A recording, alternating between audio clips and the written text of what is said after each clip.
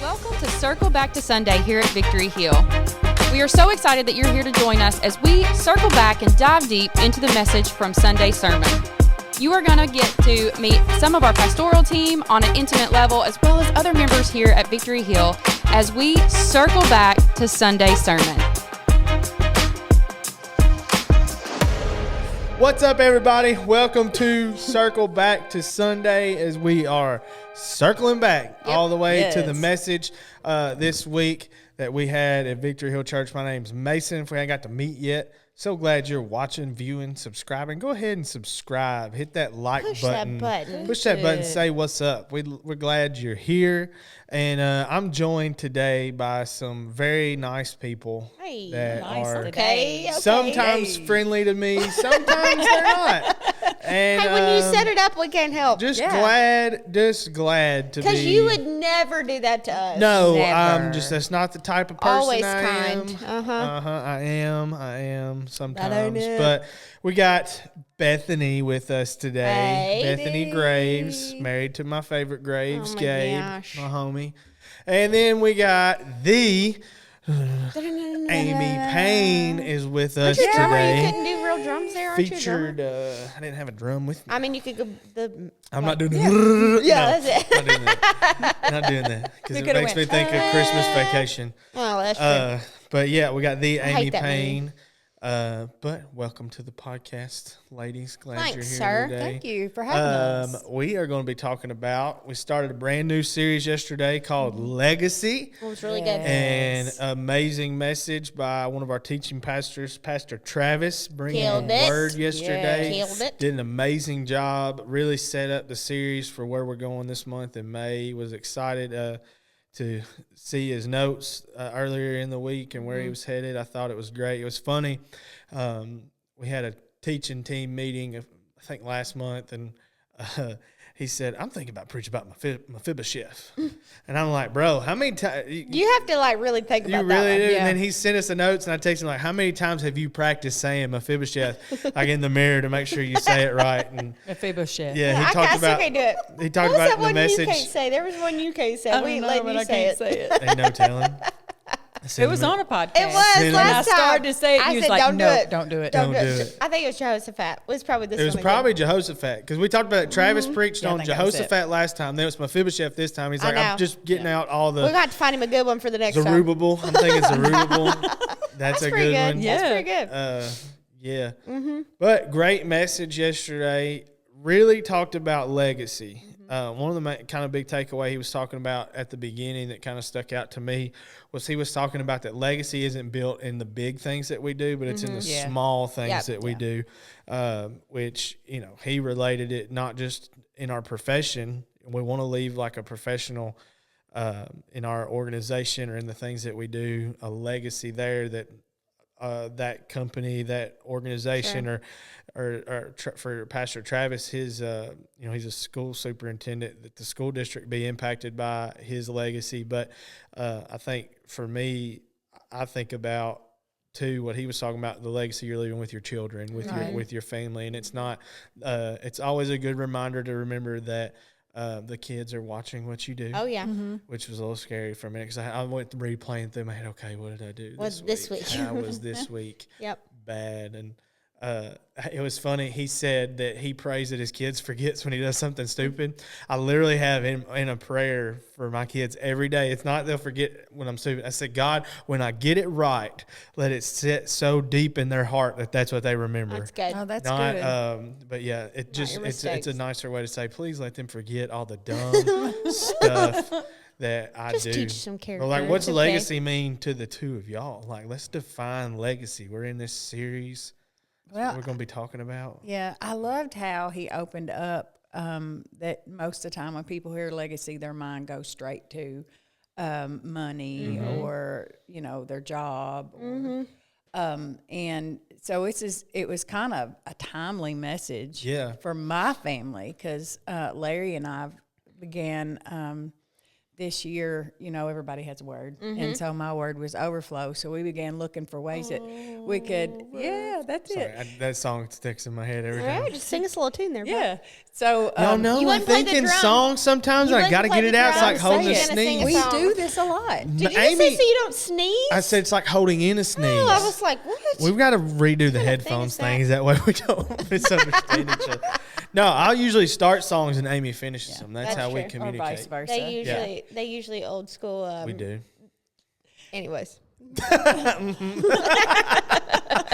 Anyway, overflow. So is your overflow word. is my word for the year, and so I've been looking at different areas in my life that I can operate out of abundance in, and our family was one of them. So Larry and I's been having conversations about like how do we leave a legacy in our family, and so we've began scheduling time to do that, and like. One of the things that we've got scheduled this year is we're going to sit our children and grandchildren down and share our testimony with them. Yeah. Like we do that a lot in our daily lives and in our ministries, but we've never really sat down and shared that with our children or grandchildren.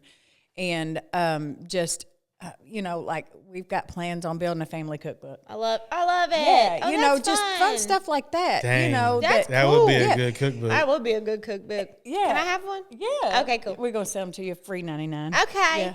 little Catching markup on for shipping and handling. Amazon. Shipping and handling. $3.99. Yeah, Fine, shipping it's and handling. $3.99. Free with a gift of $25.99 or more. Sorry. Continue. But more, but just different, like just legacy leaving. And, because I think we get really caught up in the building of the legacy, but being more intentional about going ahead and, don't have to wait till you're gone to start imparting some of that. So Love it. I also kind of thought about our family, but I guess my main thing that I thought about when he was talking about legacy was Mephibosheth. Is that how you say it? Yeah. look at you. Here's what No, I've I said always heard. chef If like you he say it, cooked. if you say it with authority, if you he cooked. Oh! You young things.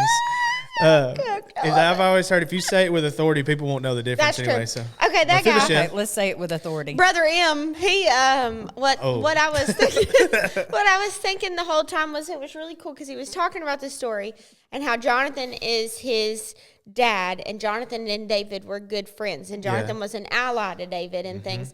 But then Saul, Jonathan's dad, was this terrible king, hated David, hunted him down, literally, those types of things. And honestly, that is what stuck out to me as legacy because I feel like as parents especially, sometimes we get it wrong. Yeah. And I feel like there are so many things in my life, and I know in my husband's life, we both had great childhoods. I won't say that we didn't, but there are things that I don't take from that for my kids. Yeah. You know what I mean? And it skips that, or I've changed that. And I thought that's really cool because Jonathan changed what he saw his father do, and then it passed down after he's gone to Brother M, because I don't know how you say his name. Mephibosheth. That's it. Say it with And authority. excuse you. That's what I want to say every time.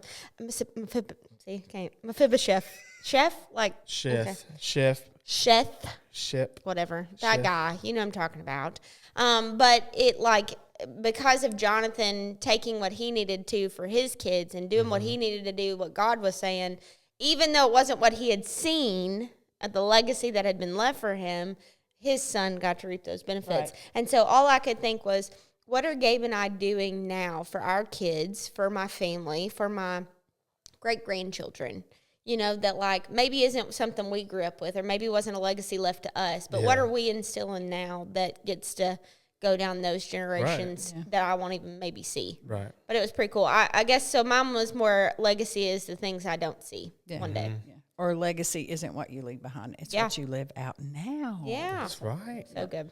So legacy, something we even talked in small group about the mundane, not the mundane things, but the little things that you do. Something Gabe was talking about, y'all do family devotionals a lot.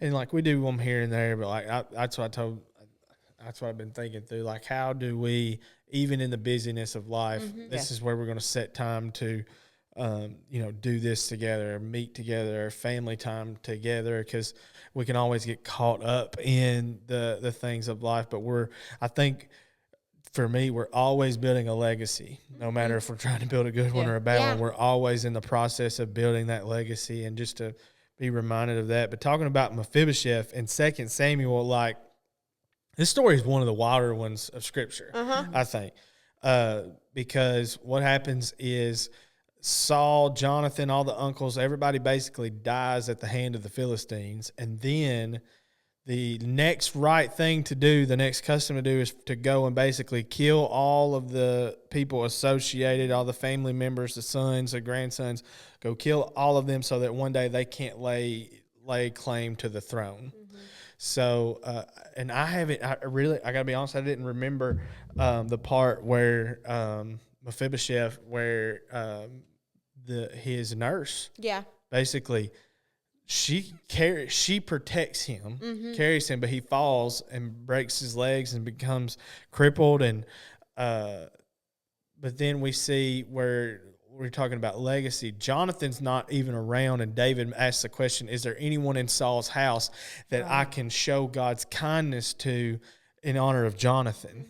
And that's that legacy you're talking about that really his son benefited from while he wasn't even there, because he wanted to honor what Jonathan did for him and take care of that. And just to see him talk about how God's kindness, God's love was for him and through David, and he goes and looks, and they're like, well, there's Mephibosheth. And I'm like, well, where is he? Yeah, and where he been? I was hearing him, when Travis was talking about, he painted a picture of what that might look like. When he was in Lo-debar. Where he's in Lo-debar, which the explanation of no pasture. Yeah. It's like not a beautiful place, like a lower debar. Yeah. Sorry. That was a good play. The The bar. Yeah. Get it? Okay. That's what I was every time he said that, that's what I was thinking, lower debar. But Lo-debar means no pasture, so it's not a pretty place. It's not a place, and it's something that's like it's a wilderness season. Yeah. That basically he was in the palace, he knew it all, and then gets basically taken and hidden. And just imagine being Mephibosheth, and you're worried David's going to kill you, and then you see his entourage start pulling up because they rode heavy when they went, and like you just. Poor guy was crippled. He couldn't go nowhere. Yeah, I mean, like, here we are. We done. But imagine being him, and you're like, and David said, "No, I want to bless you." And I think the great picture that, and y'all chime in anytime, but the great picture that Travis painted yesterday, Mephibosheth had nothing to offer David. Yeah. But yet the grace of God that kind of. I think he said it this way, like it comes after us, especially when we have nothing left to offer. Yep. Nothing left to give. In our weakness, grace comes and looks for us. And sometimes in the Old Testament, when you look at stories, you have to see we're not always in the story. It's like you're not always David. Right. You're not always Mephibosheth. Like you can walk. Yeah. You're not always that, but you can see the character of God revealed through the story, and you can see the picture of the gospel and the picture of Jesus. But, we were Mephibosheth. We used to be in the palace. We sinned. We're out of the palace. What did he say? It was that good quote to go after that was, grace finds you where you are, but doesn't leave you where it found you. Yes. I thought that was so good. Because And that's exactly what it was. Yeah. I mean, he met him where he was, crippled and all, not really deserving any of it. He had nothing. But he was completely different after. Right. He had nothing to give, but the custom was for him to be killed. But he lived, number one. And then David's like, no, I'm going to take care of you. I'm going to give you all your land back. I'm going to give you all. He's restoring him. And that's, to me, what salvation does. It is a restoration. It's not just fixing something. Yeah. It's making something better than what it used to. But like, what can y'all talk about time where, like, I mean, you really experienced grace coming after you and like chasing after you? What?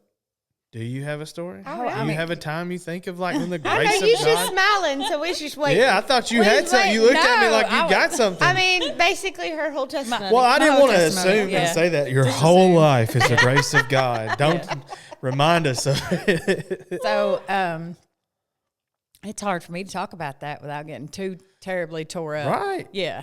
But like every morning on my drive to work, I just praise the Lord that I even get to drive here. Right.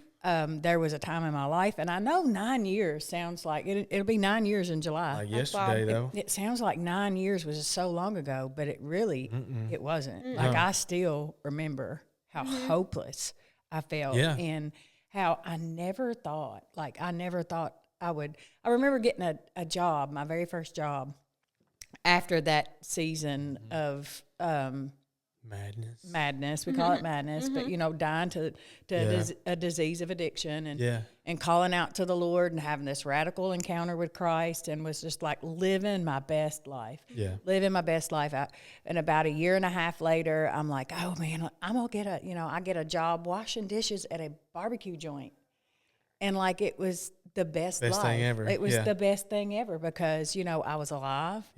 And my family had been restored, and all these things. And then now I look where I'm at, and and it makes me hopeful for what's to come. Absolutely. But if you didn't do anything else, it's enough. It's enough. Yes. And it kind of, Mallory, we had small group last night, and we were talking about yesterday's message, and she said something that just like really resonated with me and how I can relate to this message. Was a crappy season being stuck in Lo-debar. Like that was a crappy season. But sometimes you are left in those seasons so God could work something better out for you. If Lo-debar hadn't been, if go ahead, say it. Mephibosheth. Mephibosheth. Mephibosheth. Yeah. We know it what was you meant. so good. It was Brother, so like good. I was coming up to just a profound moment. You were. And I bombed it. You with got the it. name. You got it. Doesn't this make us so much more proud of Pastor Travis yesterday? Yes, how many he times? said it like it was he like said it like 100 nothing. times. He knew that word. Articulated it so well. Yeah. Cody, if you love your mom, you'll take that part out. That's going to be clipped and made into TikTok. But Clip it. No, clip Saved to the archives. But if he had not had that season in Lo-debar, then he would have been killed. Yeah. Like he wouldn't 100%. have survived. That's Wouldn't true. have made it. Yeah. He wouldn't have made it. And even though that season was probably not the best. Right. Like, he was in a barren, desolate place. He probably thought he would be there the rest of his life. Yeah. And gosh, like when Pastor Travis was talking about his heart beating out of his chest when he saw the entourage coming after him. But like God had so much more, much more. So I could just, relating to that part was just right. And I think so personal. The greatest, one of the best parts of his message he talked about yesterday is how grace repositions Oh, us. that's what I was going to say. Hey. Repositions Say us to that a better again. place. Grace One more time. repositions us. Yeah. The King's So table. he comes out, not only does Yes. it come after us when we have nothing left to offer, Yep. it repositions us. And he used Ephesians chapter 2, which I love, and that because this is mind-blowing. The gospel makes no sense but perfect sense at the same time. Always. He took a wretched sinner like us, and the Bible says that we are seated with Christ in heavenly places. He completely repositioned. And the way that we see it with Mephibosheth has nothing to offer. He should have been dead already. He's been allowed to live, and he says, not only am I going to restore to you what your father owned, but you're going to eat from the king's table. You're going to be able to, I want you to come and be a part of me, be in the presence with me, and be in my presence, be with me. And that is what God does for us through Jesus. That's how he repositions us. Yeah, it reminds me of something you said in a sermon one time, that servants sit outside, but sons and daughters sit at the table. Yeah. And so we're sons and daughters. Yeah. He repositions us into he the treated family. him like a son. And basically where he lost, because imagine too, you're dealing with the loss of most of your family. Yeah. And, now David's taking yourself. him in and, giving him this opportunity to be a part of and eat at the king's table. And he's repositioned him totally. And that's what we see through the grace of God. He gained a towards family us. that day. Yeah. Yes. Absolutely. Yeah, but what was you going to say about that, Bethany? That was what I was going to say, was that grace repositions you to a better place. Yeah. And that's also when he talks about like just Lo-debar, like sometimes it's like Pastor Trey said last week, the waiting seasons that end up being your testimony. Yeah. Like you end up being in Lo-debar for more time than you please, but at the same time it's just such a testimony, because what if you wouldn't have been? Like, who would you have not got to have that conversation with, that their life has probably changed now, you know? And same for Gabe and I. There's definitely plenty of seasons that have felt like Lo-debar, and you have felt, honestly, alone, you know? And then you come on the seasons where you're like, it was for a purpose, on purpose, for a purpose. Like, you got to just know that the tough times, it's, first of all, you got grace. You're going to get through it, you know? It's like, I always told myself that. This is, I don't know why I'm saying it, but TMI. But when you're having babies, like, it hurts. It hurts real bad, okay? Yeah. It hurts real bad. I know you don't know that, but. I was there. No, you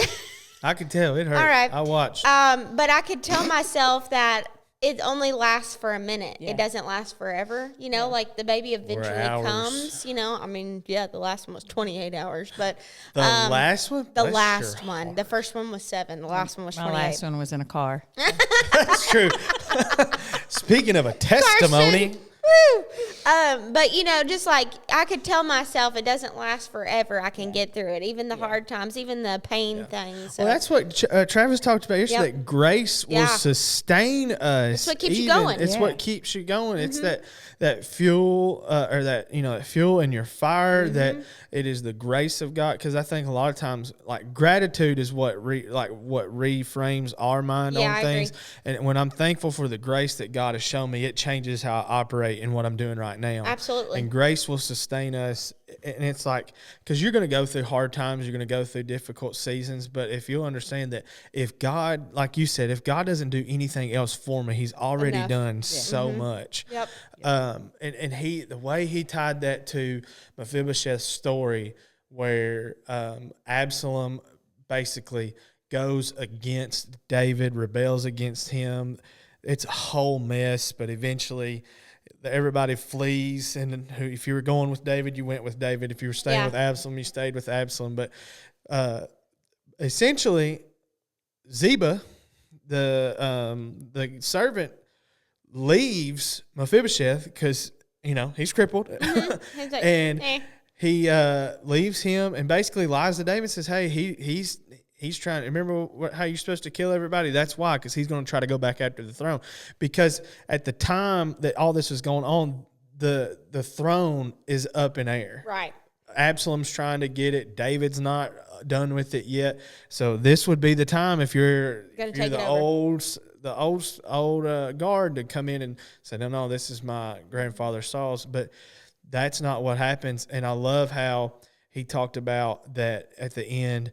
He said, he was talking about Mephibosheth, and he said, well, basically, I've already given part of the land to Ziba, the one that did you wrong. David believes what Mephibosheth says. He's like, he left me here. He wasn't able, but he said, you are a messenger of God. You do what you see best. Yeah. Even if it's like, get rid of me, you do what you see fit. Why? Because he's experienced so much of the grace that David had shown him, and God's grace through David. And what's amazing, the picture that we see is that he says, well, I've already given part of the land to Ziba. And Mephibosheth said, just give it all to him. Yeah. Give it all to him, because my master has been returned home safely.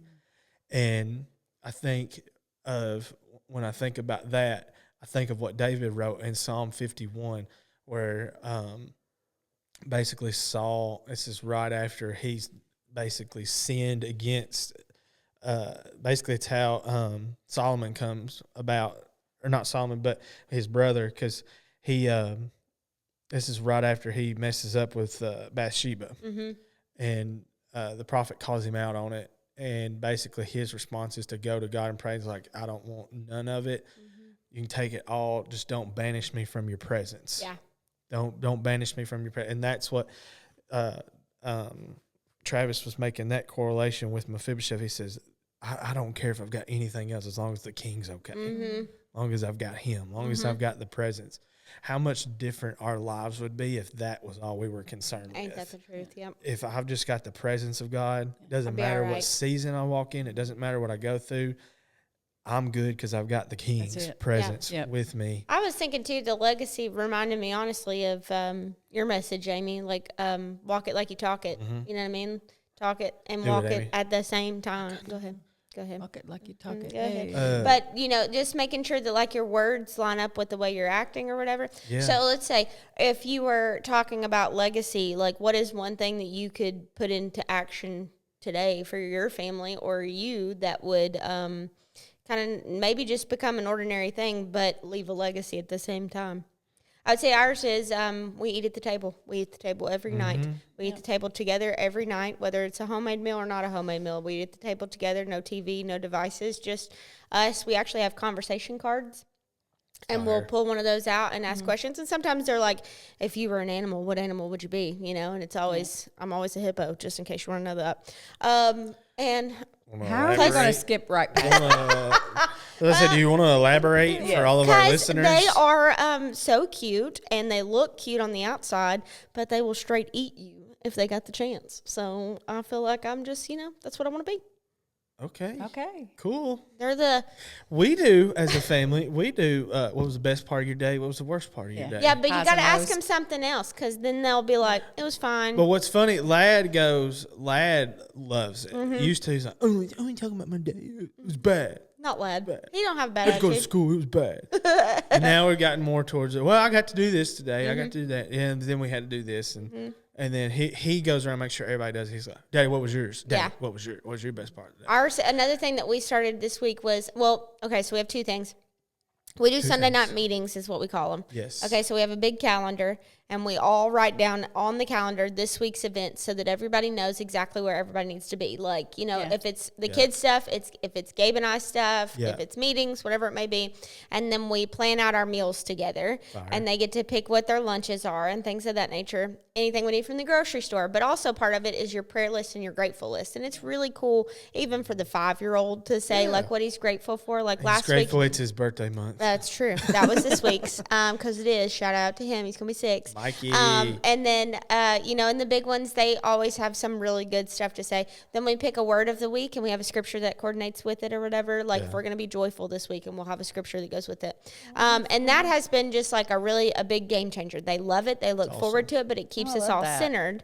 But Gabe started something this week, and it was really cool because it's one of the things we want to leave as our legacy, because I don't feel like either one of us got it as a kid, and not really a knock on our parents, just because that was the way that was. You know what I mean? Sorry about that.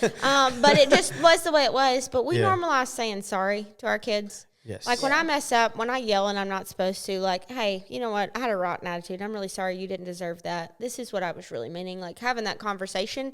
But we went through goals for this week. Like, hey, what do you want to do this week? What is a goal that you want to accomplish this week? That's and cool. then, hey, what is something you want to change this week? And it was really cool because, like, Mikey's was, probably silly. I don't remember his. But Gabe's was like, sometimes I just don't always, I never am loud or anything like that, which if you know Gabe, that's a normal day. But he said, I don't want to be short with you when I'm frustrated, and I'm going to change that. And I thought, that's really cool for a dad of the family to say, hey, because you're saying it to your family, so they're going to keep you accountable for that. Yeah. They're the best accountability partners. But that's just something like, and I want my kids to know, like, hey, it's important to make goals. It's important to talk about your goals so that you have accountability, but also none of us are perfect. Like even your parents mess up. And I want you to know that, like, it's all right if you have those weeks, but we're going to get better type of thing. That's great. That's some of the things we're doing. What about you, Mason? About me? Mm-hmm. What was the question? Something you're doing in the ordinary. Something you can do in the ordinary to leave a legacy in your family this week. One thing I've done for my kids that I don't even know that they know. I've told them, everybody knows I like Bibles. Mm-hmm. And so I get made fun of a lot because I have a lot of Bibles. There are several in my office 10 area. plus. If you come check it out. So I have this Bible library. I have 3 Bibles. All of them I've had since I've been in ministry. All of them I've preached out of. I preach out of all of them differently. But I highlight everything in them that I teach, and then all my notes that I write in my Bible, because it's just write in your Bible. Yeah, I agree. 100%. I write notes in my Bible. I write revelations in my Bible. I write connections. Like when we did the book of Revelation, I did notes. I wrote all that in there just so I'd always have it. Like I've got my pre-preach prayer taped in, all of them. And all my kids, when they turn 18, that's the gift I'm going to give them. That's awesome. Oh, that's awesome. Was the Bible that I had, basically. And one of them, Kennedy's, has a bookmark in it that she made that's got Elsa and Anna stickers on it. So it's in there. And so I'll give that to them. That's sort of the legacy thing. But something I was thinking about with the legacy part and kind of how he tied it, like your legacy is really your testimony. Yeah. And the cool thing about a testimony is it usually starts out, this is what was wrong, this is what was bad, this is what God did. That's a testimony. Right. So the greatest legacy that we could ever leave is the testimony of our life that I once was lost, but now I'm found. Yeah, absolutely. And just to be able to pass that down, not only to our kids, but the people around us and the church that we're a part of, and we get the opportunity to lead. But that's kind of like when I think about legacy, and we're getting ready to celebrate Mother's Day too. Yeah. That's it. I'm going to preach a legacy of a mom this Sunday. Hey. So Don't mess it up. pretty much. Mother's Day's tough.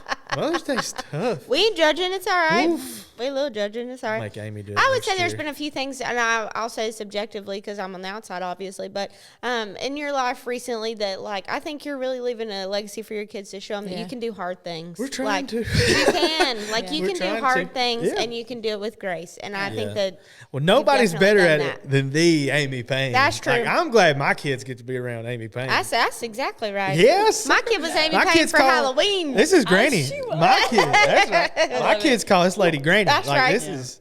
We don't. Who's Amy? We don't She know. is It's Granny. Granny. It's Granny. She's everybody's Granny. It's Granny. When I'll be I Granny. think it was Compton one day said, "Don't make me tell my granny," and I was like, that's for real." Oh gosh. Which one? Which one Don't did tell Lauren your have in granny. school? She had Gunner. two She had at two the Payne same kids year. at the same. Yeah. Two Payne boys at the No, same that's- time. bless her in the heart. same class, and she threatened all of them. I will call your granny. Do you want me to not call your her mom granny? and daddy, your she would granny. get. Your granny. She would pull her phone out, hit the contact card, and said, "I will call Granny right now," and it had her picture on it.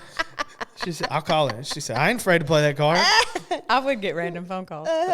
if you got it." What are you gonna do, Amy Payne, for your kids, for your legacy? So, All your kids Like, are grown we- up, especially Cody. yeah, That one's a they punk. are. We still got Carson at home. He edits the podcast. We love him. I don't know. My mind kind of went to something that me and Carson used to do.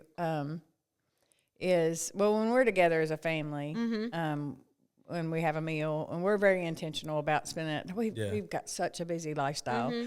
Like I Well, thought, you're in a different season too, You because are. you've got Grown adult kids. kids.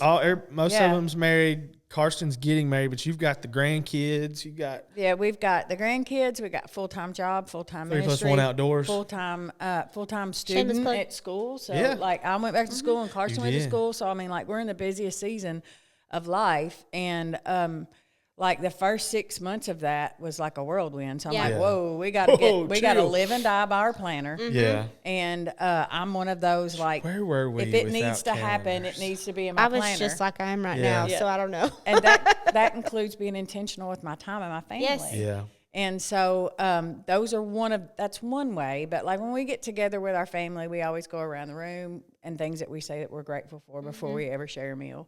And we do that every Wednesday night at our All In. Yeah. It doesn't matter how broken you are, what you walk in the room with. If you're sitting in a room with 50 other people, Yeah.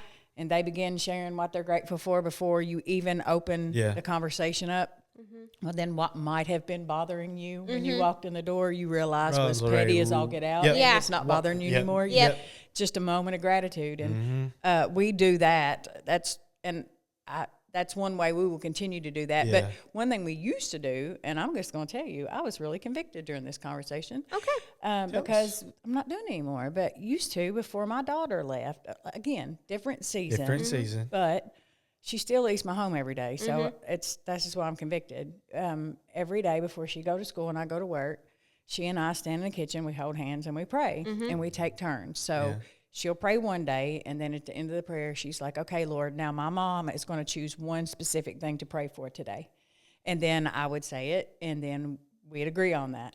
And then the next day I would pray, and then I'd be like, okay, Lord, Carson's going to choose one specific thing That's to pray cool. for. So what's crazy is, like, not only did we get to pray together, but I cannot tell you how many times, like, she has chosen to pray for you, Mm. or She chosen to needs pray it. for your child, Sorry. or you know, like She needs it too.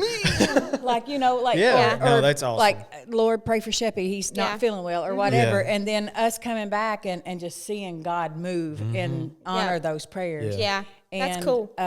Like awesome. that's trusting the Lord and believing in the Yep. Lord and developing your faith in the Lord, and Yeah. and I've not been doing that. Well, there you go. Like, I just, like you it. know, I like that a lot. and Bring it back. Yeah, we need to bring it back. Ain't nothing wrong with that. I, Bring it back. Bringing it back. I brought- Bringing it back this week. Bring it back. Circle back. Circle Circle back. back. Circle back to that prayer. I actually bought a journal this week for Gabe and I to start writing down the things that God does in our life, because we've always talked about it and we have like a few notes on our phone. But I want to write them down because I want to be able to tell my I kids bought one, stuff. didn't do good with it. Mallory killed it. 5-year journal. So I have one of those. I don't hit it every day, Right. But that's something Like else. Mallory Yeah. would say, "Oh, you don't know what we were doing 3 years ago." She will. She'll go, don't "Oh, think I you ain't do. gonna believe what we was doing I don't 3 think years I ago do this wanna day." know. You know what we were praying for. Collectively. This is what was going on. Yep. It just recenters you, though. It really does It does. reposition It you. does.